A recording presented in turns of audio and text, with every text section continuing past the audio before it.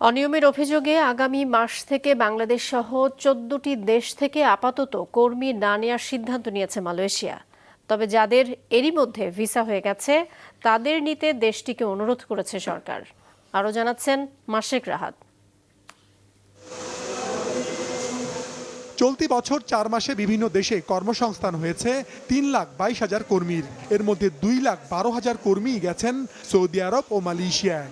৩১শে মের পর বাংলাদেশ সহ ১৪টি দেশ থেকে মালয়েশিয়া কর্মী নেওয়া বন্ধ রাখার ঘোষণা দিয়েছে।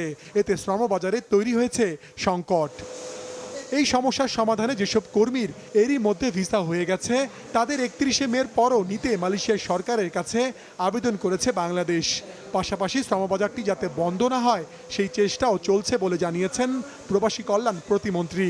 আমাদের এমবেসিও চিঠি দিয়েছে মালয়েশিয়ান গভর্নমেন্টকে টাইম বাড়ানোর জন্য।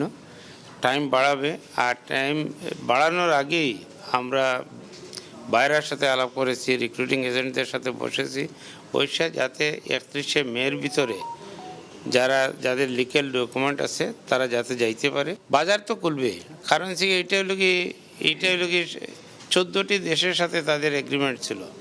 বাংলাদেশিদের জন্য ইউরোপের বড় শ্রমবাজার ইতালিতে যেতেও কর্মীদের ভিসা পেতে দেরি হচ্ছে। এ নিয়ে আজ ঢাকায় দেশটির রাষ্ট্রদূতের সঙ্গে বৈঠক করেছেন প্রতিমন্ত্রী। রাষ্ট্রদূত জানিয়েছেন ভিসা দেওয়ার প্রক্রিয়া দ্রুত করতে তারা কাজ করছেন। And our objective as the embassy is in fact to do our job and provide these visas.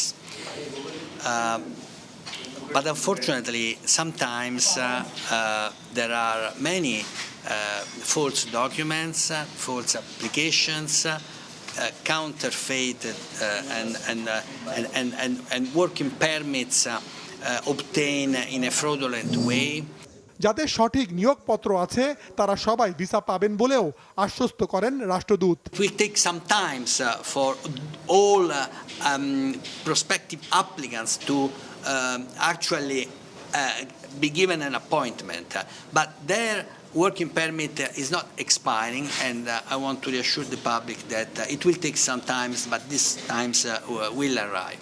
একসাথে অনেক অ্যাপ্লিকেশন এসেছে, তার জন্য ডিলে হচ্ছে, এবং এটার পিছনে তারা কাজ করতেছে যাতে তড়িৎ গতিতে ভিসা দেওয়া যায়।